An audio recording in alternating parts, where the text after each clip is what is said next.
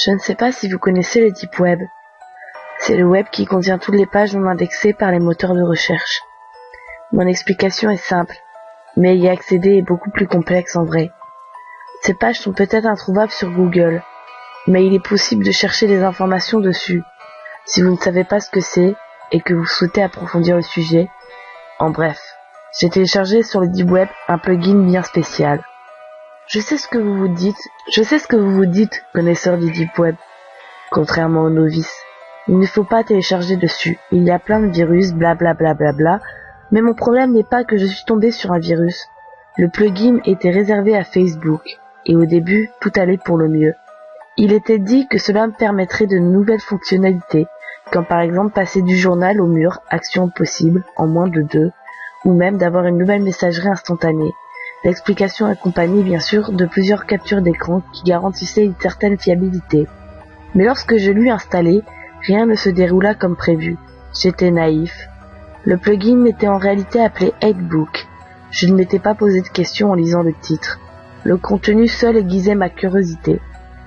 Déjà, le plugin ne s'installa pas sur mon compte Facebook, mais sur une fenêtre à part. Le design de 8book était rouge clair, avec de grosses lettres blanches. Dans une pop-up, des cheveux apparurent à l'écran. Il y avait sur la fenêtre ouverte une case sélectionnable où l'on pouvait taper des lettres. J'écris au hasard F. Mes contacts Facebook dont le nom commençait par un F apparurent sous la case. Ne savant pas ce que je faisais, je cliquai sur le nom de ma cousine Fanny. Le compte à rebours se déclencha. La fenêtre vira soudain en rouge sang et le bruit de nouveaux messages dans une discussion instantanée retentit, 10 fois plus fort que d'habitude. Chaque seconde s'écoulant était marquée par ce son, qui devenait de plus en plus dérangeant. Il restait à présent 22 heures avant que le compte à rebours ne se finisse. En descendant mon curseur sur la fenêtre, je vis un message accompagné de 2 boutons, oui et non. Vous venez de lancer un défi à 8book, le rendre plus complexe? Curieux et excité, je répondis oui. J'ai dû choisir un nombre entre 1 et 21. Je sélectionnai le 20. Le compte à rebours se débuta de 20 heures en 1 seconde. Sur mon écran s'afficha le message « Analyse des données en cours », suivi du lieu où habitait ma cousine, du nom du lycée où elle était, etc. J'eus un peu peur, mais je me dis tout de suite que toutes ces informations étaient inscrites sur Facebook et que ce n'était pas un exploit de connaître tout ça. J'eus la présence d'esprit d'aller voir le mur de Fanny. Un statut récemment publié via son mobile indiquait qu'elle se trouvait dans un restaurant très connu dans sa ville et qu'elle en adhérait à la nourriture. 9 personnes aimaient ça. Je fis de même. Je basculai ensuite sur 8book et j'aperçus que la position exacte de Fanny était inscrite, c'est-à-dire le restaurant dont elle parlait dans son statut. Une carte s'afficha. C'était le plan de la ville de Fanny. 2 gros points rouges étaient visibles, un qui bougeait et l'autre qui restait statique à l'endroit du restaurant. Le point se rapprochait de plus en plus de l'autre, qui devait représenter ma cousine. Venant de nulle part, j'étais spectateur de l'avancement d'une personne que je ne connaissais ni d'Adam ni d'Ève, qui allait faire je ne sais quoi à ma cousine. Je commençais à prendre panique. Il restait 50 minutes. Qu'allait-il se passer? Je décidai de fermer la pop-up. Mon ordinateur ne répondit plus. Je voyais encore le compteur et les minutes défiler plus vite qu'à la normale. Un point avançait doucement, mais il atteindrait bientôt son but. J'appelais ma cousine. 1 fois, 2 fois, 3 fois, et toujours la messagerie. Putain, mais qu'est-ce qu'elle fout? Elle a toujours son portable sur elle d'habitude, pensais-je. Mon stress montait. Tandis que je laissais un message, je constatais l'avancement du point rouge qui s'avérait encore plus rapide. Fanny, j'ai fait une connerie, je crois. C'est dur à expliquer, tu vas peut-être me prendre pour un fou, mais...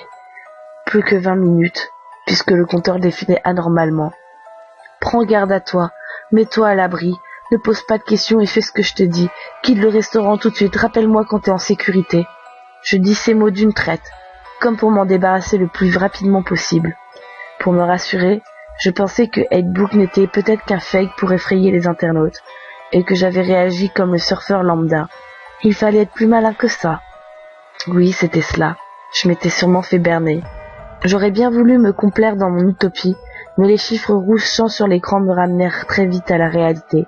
Soudain, le compteur bloque à 10 minutes 23. Ouf, quelqu'un a réussi à arrêter 8book. Fanny est sauvée. En plus, elle a dû écouter mon message et voir mes 3 appels maintenant. Car elle devait manger, elle va vite me rappeler. Je vais tout lui expliquer, tout va bien, me disais-je. Malheureusement, après ce blocage, les chiffres défilèrent à toute vitesse jusqu'à atteindre 30 secondes. Une demi-minute qui s'écoula normalement. Une demi-minute durant laquelle je me sentis impuissant. Les dernières secondes s'engrenèrent doucement. Puis le 0 fatal apparut.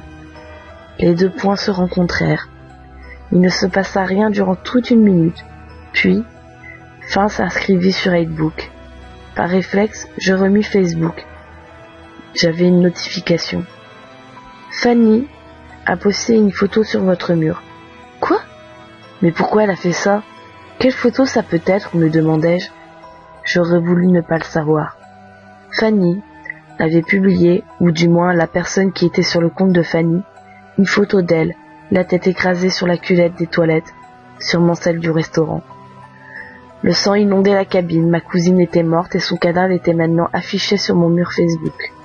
Dès la publication, beaucoup de mes amis se mirent à commenter, à dire qu'ils étaient choqués, qu'ils ne comprenaient pas ce que c'était. Ils signalèrent la photo. Je vis dans la description de la photo 8book 2012. Merci de votre confiance. Le visage ensanglanté de ma cousine me hantait à présent. La fenêtre de 8book clignota. On me demandait un versement d'une somme astronomique par PayPal. Pourquoi? Je venais de perdre ma cousine, la personne la plus chère à mes yeux, et on me harcelait jusqu'au bout. Les larmes coulaient le long de mes joues. J'en bus jusqu'à plus soif. Elles inondaient le clavier sur lequel je tapotais en rythme.